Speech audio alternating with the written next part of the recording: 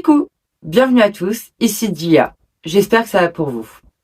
Comme ceux qui sont déjà abonnés à la chaîne le savent déjà, j'ai annulé la diffusion de ma vidéo d'hier parce que je me suis rendu compte qu'une autre youtubeuse qui s'appelle Marine B et qui est très connue, qui travaille à la RPD en fait, donc l'association de recherche de personnes disparues, avait travaillé sans le savoir sur le même thème que moi. En fait, on a travaillé toutes les deux sans le savoir sur le même thème, c'est-à-dire l'affaire de Patrick Le Boucher.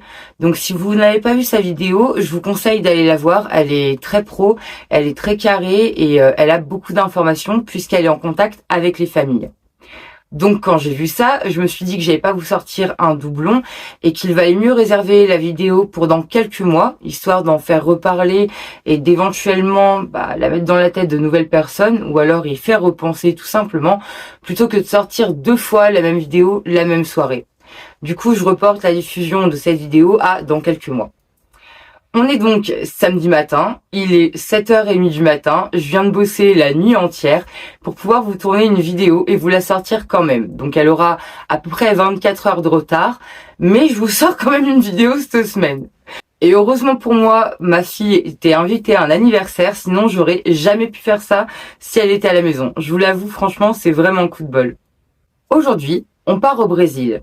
Donc, toutes les infos que j'ai trouvées étaient en portugais. Il a donc fallu que je traduise tout ça, et ça n'a pas été une mince affaire, donc j'espère vraiment que la vidéo va vous intéresser. On va parler de l'histoire triste et tragique d'une belle jeune femme qui a perdu la vie pour une raison, comme vous le verrez, hallucinante. N'hésitez pas à liker la vidéo et à vous abonner pour m'aider parce que la vidéo de la semaine dernière, c'est-à-dire celle de Mohamed, a été démonétisée par YouTube parce que le sujet était un peu trop sensible. C'est la raison qui a été donnée. Donc n'hésitez pas à liker et à vous abonner, ça m'aiderait beaucoup. Si vous connaissez déjà la chaîne et que vous avez déjà regardé plusieurs vidéos, vous avez dû remarquer qu'il manque un truc là dans le fond. C'est mon petit ange avec son ombre démoniaque à l'arrière. Cet ange, il était extrêmement important dans ma vie. Il avait 13 ans. Ça faisait 13 ans qu'il me suivait de partout. Le week-end dernier, je suis partie quelques heures de chez moi. Et le lundi, quand je suis arrivée dans ma salle YouTube, je me suis rendu compte que mon ange était par terre, explosé par mes animaux. Parce qu'en fait, j'ai 2 chats à la maison et un chien. Et je sais pas ce qu'ils ont foutu, mais ils ont dégommé le setup. Donc du coup, il va falloir que je refasse une décoration. Donc si vous avez des idées, n'hésitez pas. À la base, je devais acheter la même carte que celle-ci, mais en plus grande, pour pouvoir mettre les épingles toutes les semaines à chaque vidéo, pour qu'on voie un peu où on est parti au fur et à mesure que la chaîne grandit. Et sinon, j'avais une idée, c'était de peindre l'arrière en rouge et de rajouter des objets décoration. Donc voilà. Pareil, il y a autre chose qui a changé. J'ai changé de matériel vidéo. Donc peut-être que l'image et le son seront améliorés ou empirés. Et ça va être à vous de me le dire. Donc n'hésitez pas à me dire s'il y a une amélioration. C'était le but, donc tant mieux. Si c'est pire, dites-le moi, je retournerai à mon ancien matériel, tout simplement. Après tout ce blabla explicatif de tout ce qui s'est passé, si vous êtes prêts, c'est parti. Penchons-nous ensemble sur l'histoire de Marcia Miranda.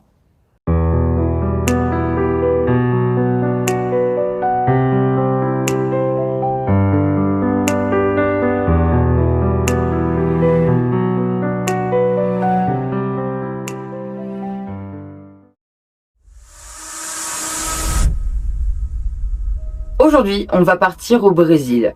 C'est un magnifique pays où il y a des belles plages qui sont connues de partout dans le monde. Ils ont aussi un carnaval auquel j'aimerais beaucoup aller. Ils ont une musique endiablée. Bref, personnellement, c'est un pays qui me fait rêver. Mais à côté de ça, bien sûr, il y a aussi les bidonvilles et ça me fait beaucoup moins rêver. Mais aujourd'hui, on va partir à Sao Paulo, qui est une ville qui contient 12 millions d'habitants, placée sur 1500 km². C'est une ville énorme, c'est la 5e ville la plus peuplée au monde. Là-bas, il fait une moyenne de 18 degrés à l'année. C'est un climat plutôt tropical et humide. Et même si la ville n'est pas au bord de la mer, elle est plutôt agréable parce qu'elle est traversée par 2 rivières.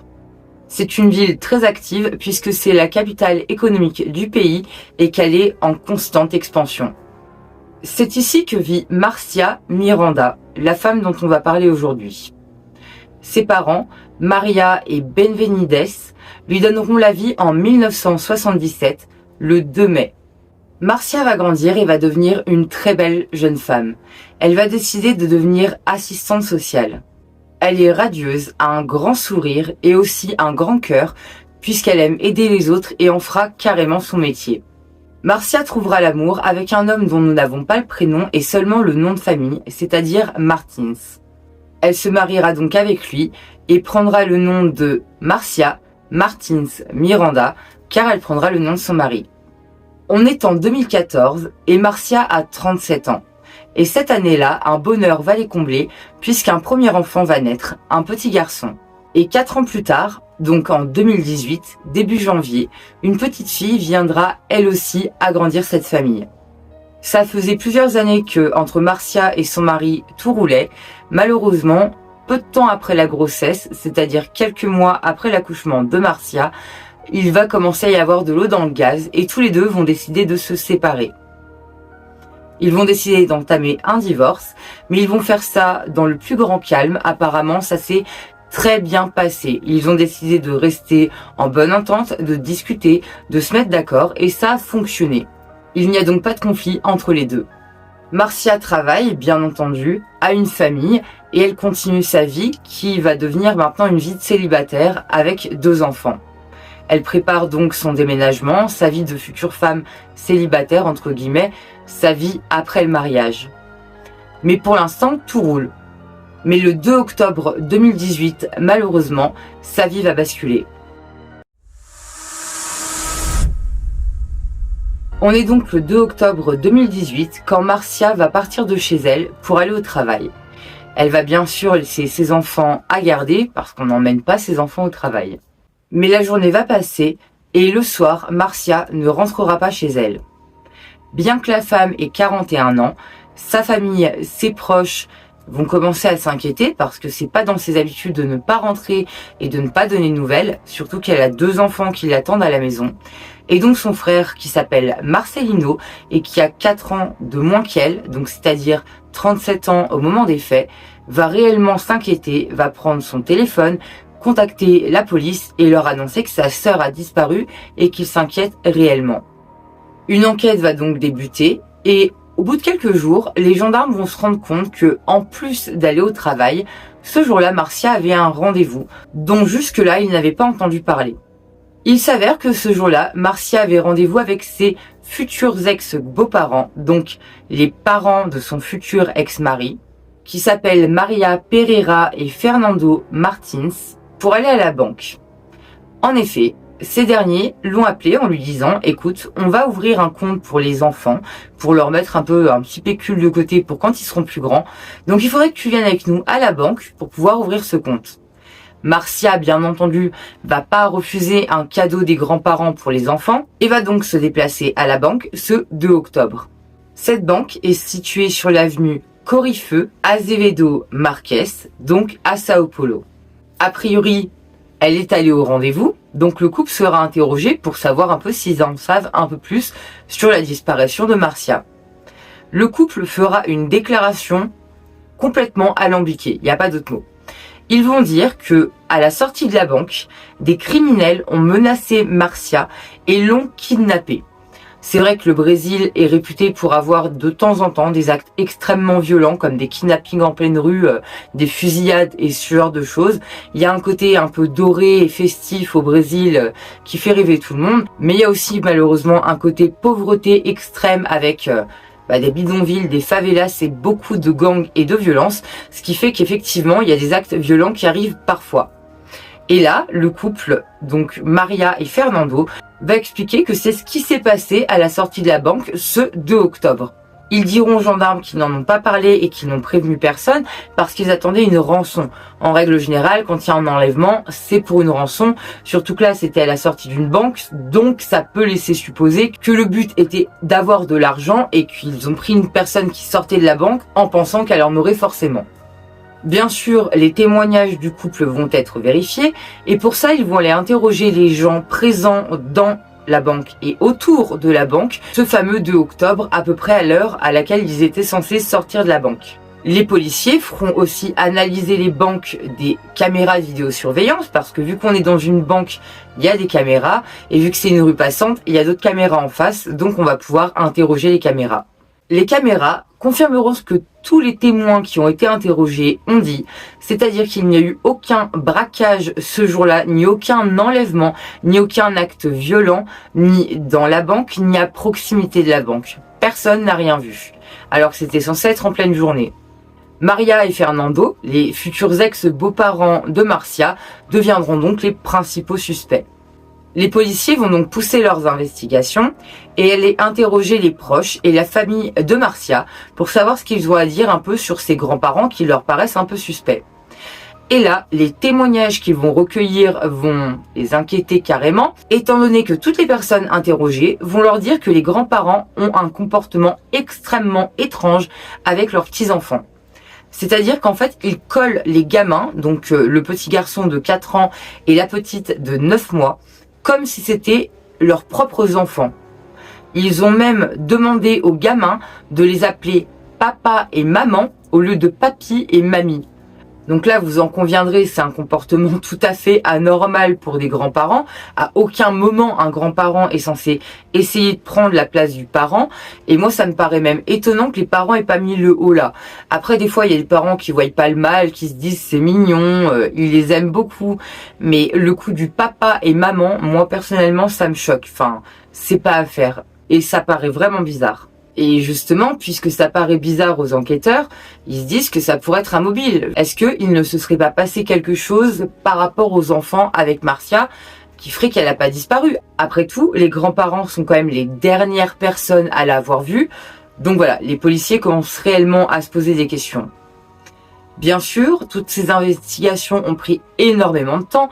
Le temps d'interroger les témoins de la banque, de vérifier les caméras, d'interroger les proches et la famille de Marcia. Ça a pris un temps de dingue. Et donc plusieurs semaines sont déjà passées et on est très loin de la date du 2 octobre.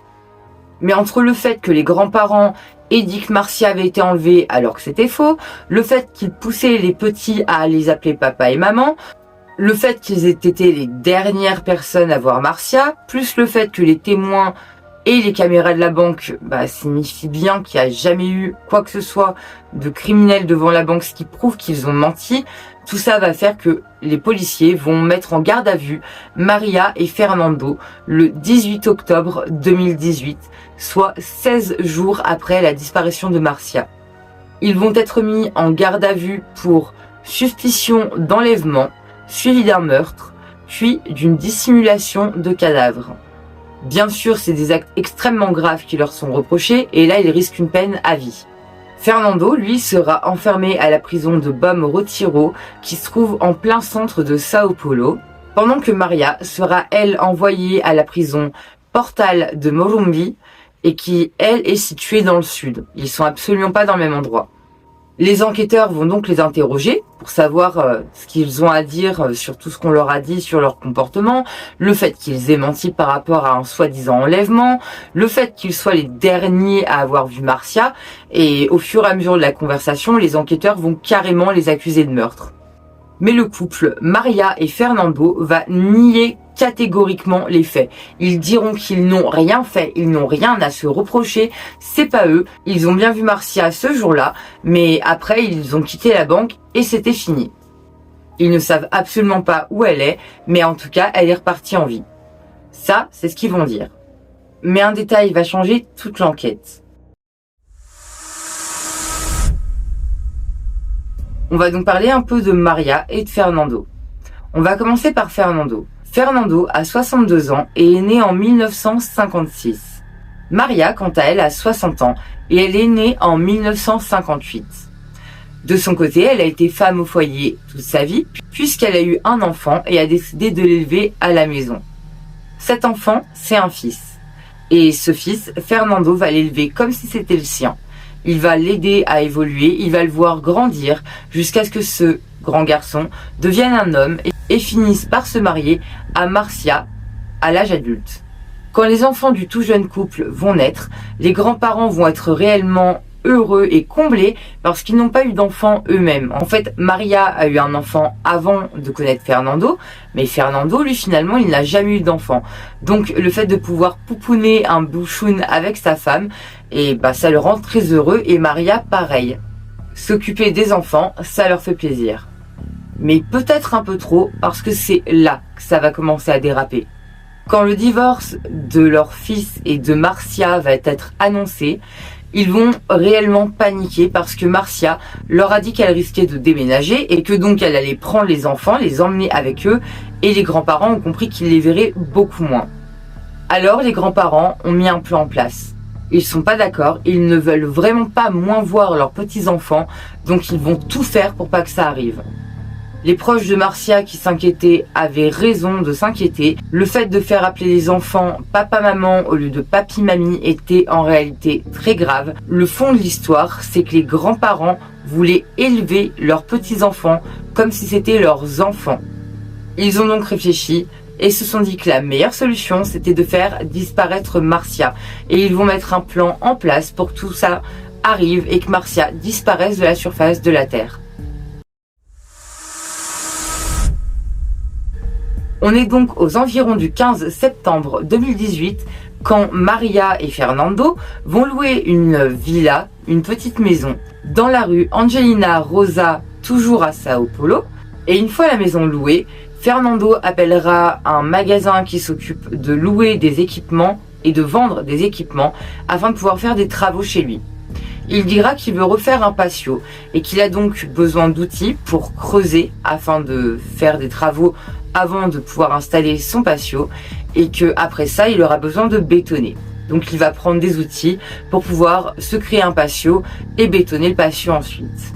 Là, Maria et Fernando vont se servir des outils pour creuser un trou profond de 2 mètres, donc un bon gros trou quand même, et large d'à peu près 1 mètre. Vous l'aurez compris, c'est pas pour faire un patio, une piscine, un bassin ou quoi que ce soit, ça va bien leur servir pour leur plan. Ils vont donc tendre leur piège à Marcia. Ils vont appeler Marcia et lui donner rendez-vous ce fameux 2 octobre afin de pouvoir ouvrir un compte soi-disant pour les enfants.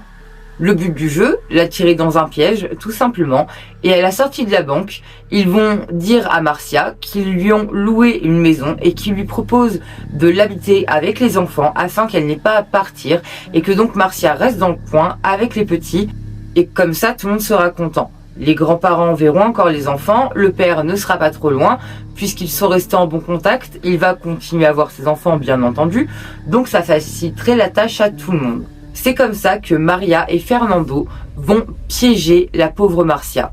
Donc, à la sortie de la banque, ils vont lui raconter leur bobard.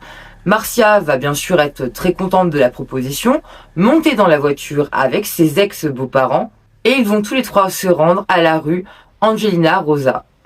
Marcia est bien sûr ravie de pouvoir visiter une maison qu'elle pourrait potentiellement habiter avec ses enfants. Voilà, un divorce c'est jamais simple. Là, ses beaux-parents lui proposent un super coup de main, un super service. À la base, elle est contente d'aller visiter cette maison. Donc, ils vont rentrer dedans tous les 3. Le couple va lui faire visiter l'intégralité de la maison. Et une fois arrivés dans la chambre du fond, ils vont sortir une arme qu'ils avaient déjà prévue. On ne sait pas exactement laquelle, ça n'a pas été révélé par l'enquête, mais toujours est-il qu'ils vont attaquer la pauvre Marcia dans une pièce du fond afin que l'attaque ne soit pas entendue et ils vont la frapper à la tête jusqu'à ce qu'elle s'effondre. Tout ça sera confirmé par l'autopsie. Comme vous le voyez sur les photos, les coups ont été réellement violents. La pauvre a eu le crâne fracassé, il n'y a pas d'autre mot. Regardez la fracture qu'il y a dans la radio, quoi, c'est impressionnant. Après ça, ils vont l'étrangler afin d'être sûr que Marcia soit bien décédée. Ils vont l'emmener jusqu'au trou qu'ils avaient creusé à l'arrière de leur maison, qui était soi-disant prévu pour un patio. Ils vont mettre Marcia dans un sac poubelle et ils vont mettre Marcia dans le trou. Pourquoi dans un sac poubelle ? Pour cacher les odeurs. Parce que même s'ils ont l'intention de la recouvrir de terre et de béton, ils préfèrent vraiment s'assurer qu'il n'y ait aucune odeur qui sorte, étant donné qu'ils n'ont pas envie de se faire choper. Donc ils vont faire tout ça et enterrer la pauvre Marcia. Marcia est donc morte le jour même de sa disparition. Ils vont donc reboucher le trou, se faire un patio tout neuf, et attendre. Et quand la police viendra pour les interroger, comme je vous l'ai dit tout à l'heure, ils leur sortiront leur histoire rocambolesque de criminels qui auraient enlevé Marcia à la sortie de la banque. Comme je vous l'ai dit, donc, à peu près 15 jours après la disparition de Marcia, les policiers, en enquêtant, vont apprendre le comportement bizarre des grands-parents et ils vont donc être mis en garde à vue. Mais comme je vous l'ai dit tout à l'heure, l'enquête révélera un détail qui va réellement mettre la puce à l'oreille et aider à résoudre l'histoire, c'est-à-dire que les policiers vont découvrir la maison de location de Maria et de Fernando. On est donc le 5 novembre, donc 1 mois et 3 jours après la disparition de la pauvre Marcia, quand les enquêteurs vont se rendre à la rue Angelina Rosa pour fouiller la maison du couple Maria et Fernando. En arrivant là-bas, ils vont découvrir le fameux patio avec ses travaux tout frais. Et là, ils vont vraiment se dire qu'il y a un truc qui cloche et ils vont faire venir du matériel pour pouvoir creuser et vérifier ce qu'il y a en dessous de ce patio tout frais. Une fois les outils arrivés, ils vont creuser jusqu'à atteindre 2 mètres de profondeur et comme vous l'avez deviné, à ces 2 mètres de profondeur, ils vont retrouver un corps en état de décomposition très avancé. Ce corps est retrouvé dans un sac poubelle et comme les policiers s'en doutent, c'est certainement Marcia. Ils vont donc envoyer le corps pour analyse afin de vérifier son identité. La police scientifique va entamer son enquête et va avoir vraiment du fil à retordre, étant donné que le corps étant en grande décomposition, il n'y a pas beaucoup de preuves sur le corps et c'est difficile de pouvoir faire un portrait robot ou quoi que ce soit. La seule chose qui est encore à peu près détectable sur ce corps, et heureusement, c'est les empreintes digitales. Et ils vont donc se servir des empreintes digitales pour pouvoir vérifier si c'est bien Marcia qui a été retrouvée. Là, les résultats tombent et comme vous vous en doutez, c'était bel et bien Marcia au fond de ce trou. L'autopsie de Marcia révélera qu'il y a des marques de strangulation autour de son cou parce que même si le temps a fait son œuvre, il reste des marques. Et surtout, on va pouvoir prouver qu'elle a été asphyxiée.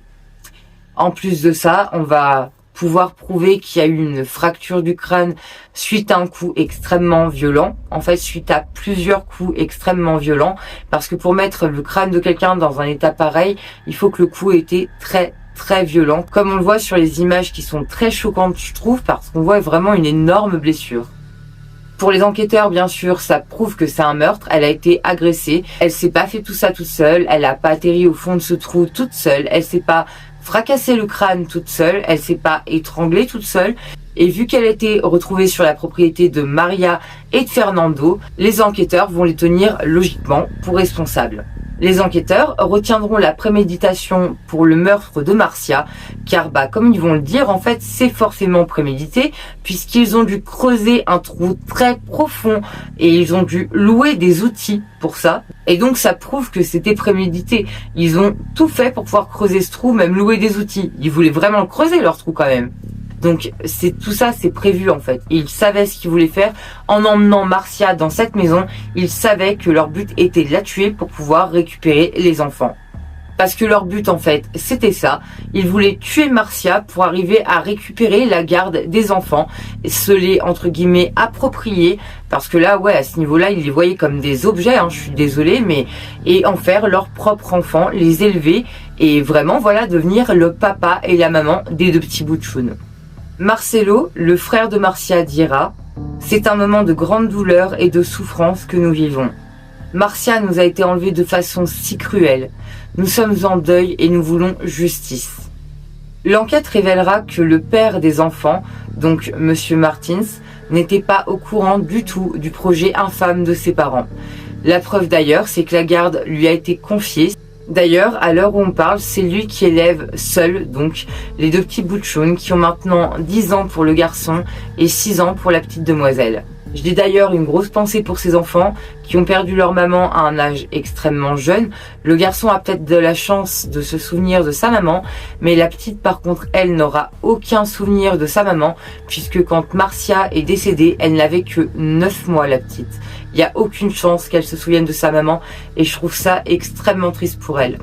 Maria et Fernando, quant à eux, resteront en prison et vont payer pour leur acte. Ils ne verront plus jamais la lumière du jour et vont rester en prison jusqu'à la fin de leur vie. Et franchement, c'est bien mérité. Ils ont arrêté la vie d'une personne de 41 ans qui avait encore beaucoup d'années devant elle. Tout ça par jalousie et par folie, parce que c'est de la folie de vouloir remplacer les parents d'un enfant, et encore plus quand les enfants en question sont vos petits-enfants. C'est-à-dire que là, ils ont voulu remplacer leur fils aussi. Enfin, je trouve ça, mais barré comme histoire, quoi. En tout cas, leur fils, lui, doit être extrêmement choqué. Comme je vous l'ai dit au début de la vidéo, le divorce se passait très bien, donc il n'y avait aucune raison qu'il en veuille à Marcia. Il a aimé Marcia, ils ont eu 2 enfants ensemble. Jamais il aurait pu penser que ses parents avaient une idée pareille en tête, et là maintenant il va devoir élever les 2 enfants tout seul et un jour leur apprendre que ses parents, donc leurs grands-parents, ont ôté la vie à leur maman. Ça va être tellement compliqué pour lui. Franchement, le pauvre, il a de dures années devant lui. Et c'est malheureusement comme ça que se finit l'horrible histoire de Marcia Miranda.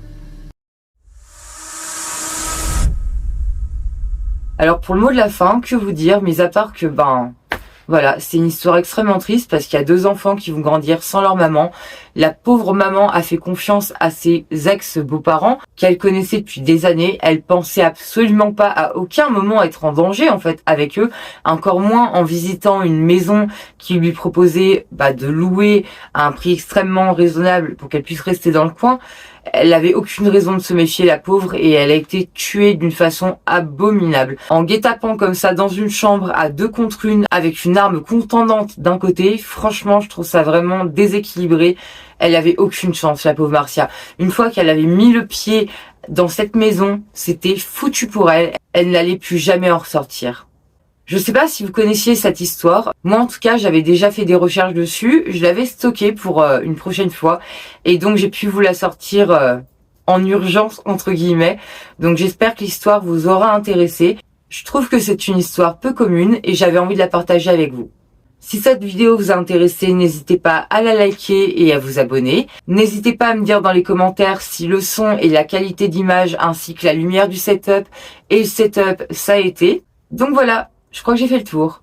Et en attendant vendredi prochain à 18h30, prenez bien soin de vous.